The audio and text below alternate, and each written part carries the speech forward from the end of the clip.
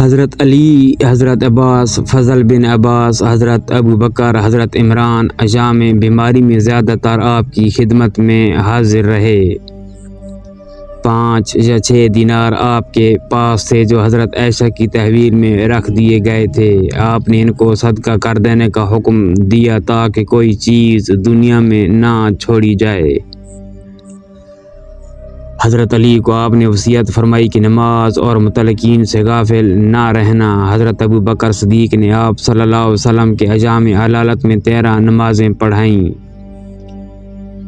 12 ربیع الاول سن 11 ہجری کو دوشنبے کے روز نماز فجر کے وقت آپ سر مبارک میں پٹی باندھے ہوئے باہر تشریف لائے۔ اس وقت حضرت ابو بکر لوگوں کو صبح کی نماز پڑھا رہے تھے۔ انہوں نے اس مرتبہ پھر پیچھے ہٹنے کا قصد کیا۔ آپ نے پھر ان کو اپنے ہاتھ سے روک دیا اور دائیں طرف بیٹھ کر نماز ادا کی۔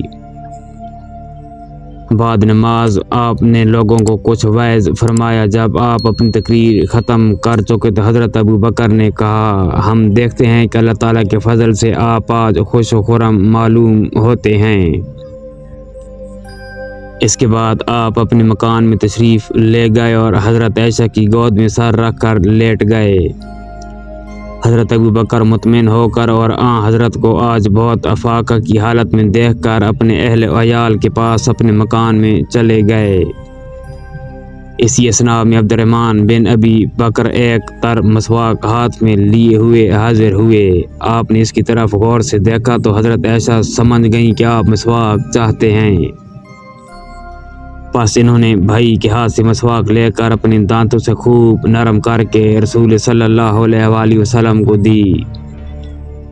آپ نے لے کر مسواک کی، پھر اس کو چھوڑ کر اپنے سر مبارک کو عائشہ کے سینے پر رکھ کر پاؤں پھیلا دیے۔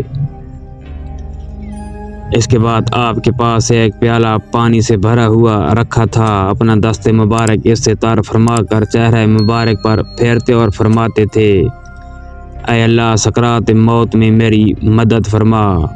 حضرت ام المومنین بار بار آپ کا چہرہ دیکھتی جاتی کہ یکایک آپ کی آنکھیں پتھرا گئیں۔ آپ کی زبان مبارک پر اس وقت ورد جاری تھا۔ دوپہر کے قریب روز دوشنبے 12 ربیع الاول سن 11 ہجری کو اس دار فانی سے آپ نے انتقال فرمایا۔ اگلے دن سہ شنبے کو دوپہر کے قریب مدفون ہوئے۔ آپ کے انتقال کے وقت حضرت ابو بکر صدیق موجود نہ تھے۔ وہ اپنے اہل و عیال کے پاس اپنے مکان پر جو مقام سخت میں تھا گئے ہوئے تھے۔ اس خبر کو جو شخص سنتا تھا حیران و شست رہ جاتا تھا۔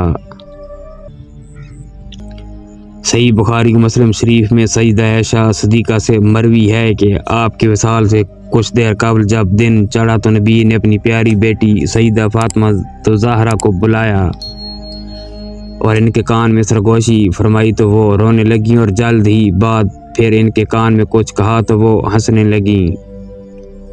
سیدہ عائشہ فرماتی ہیں، میں نے حضرت زہرا سے پوچھا کہ نبی نے ان سے رازداری کے ساتھ کیا فرمایا تھا، تو سیدہ فاطمہ نے فرمایا کہ میں نبی کا بتایا ہوا یہ راز فاش نہیں کرنا چاہتی۔